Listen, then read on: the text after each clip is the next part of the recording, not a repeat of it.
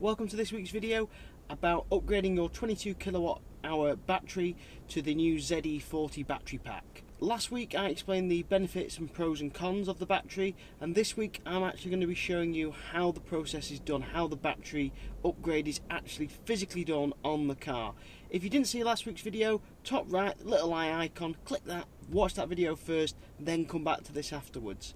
So there's a video here that I've got from Mike, who had a 22 kilowatt battery car and had it upgraded to a ZE40.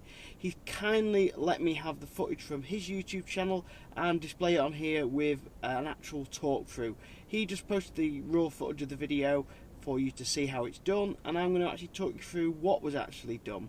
So let's get right into that now. So the first thing they do is they disconnect the current battery main live terminal. So anything orange is high voltage. So that is the high voltage cable. They then have a special device for taking the battery out, and that is a pump lift that secures underneath the battery. A bit like an old-fashioned engine jack, but this one is to support the weight of the battery underneath and then lower it down gently.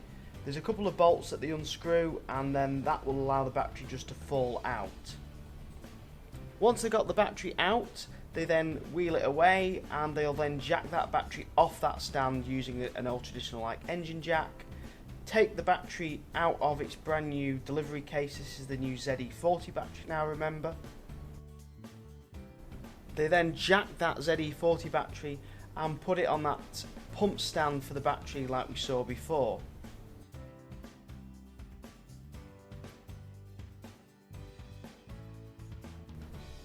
Once it's secured onto the stand and ready to fit into the car, the old battery is then put into the casing that the ZE40 battery came in.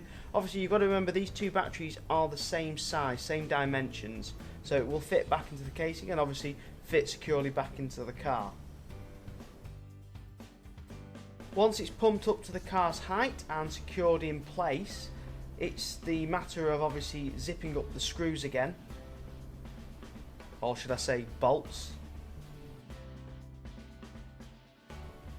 reconnecting the earth supply to the battery and all the other auxiliary stuff that you've disconnected, and then reconnecting the 400 high voltage battery connections and also the ECU connections.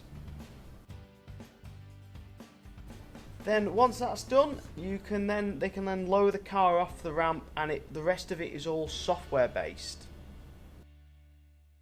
Make sure you click subscribe on this video before it ends. Before you forget, click subscribe now. Don't forget to click the notification bell as well. And thank you very much to all my brand new subscribers. It means a lot to me that you're still here and watching my videos. Now, with the rest all being software based, they basically update the BMS. So very similar to the BMS update you got when you had problems charging to 99%. They disconnect all the stuff and they connect into the BMS and upgrade the software that way. Very similar, they upgrade the BMS, but to tell it it's got a ZE40 battery. And that's pretty much it. That's all that's really required in the actual upgrade. It's basically taking the physical hardware out, updating the BMS software and some of the auxiliary systems to tell it it's got this new battery, this larger capacity battery, and that's it. You can then drive away with your new higher kilowatt battery pack.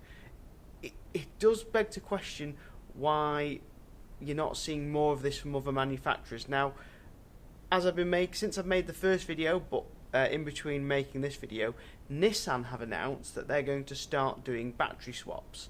There's a set price, I think from the top of my head it's $4,900, but it won't be for a new pack and it won't be for an upgraded pack. It'll be for swapping your damaged pack out, because obviously the Nissan suffer with slightly lower SOHs.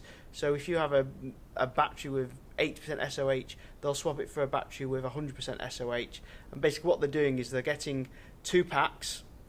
They are taking the good cells out and replacing them, and then basically giving you a full brand new pack. So the remodified packs, the repurposed packs, which is better for the environment. It means we're repurposing stuff and reusing it and keeping it going and running for longer and longer. So it's nice to see that Nissan have finally joined this frontier. They have done it with partnership with somebody else.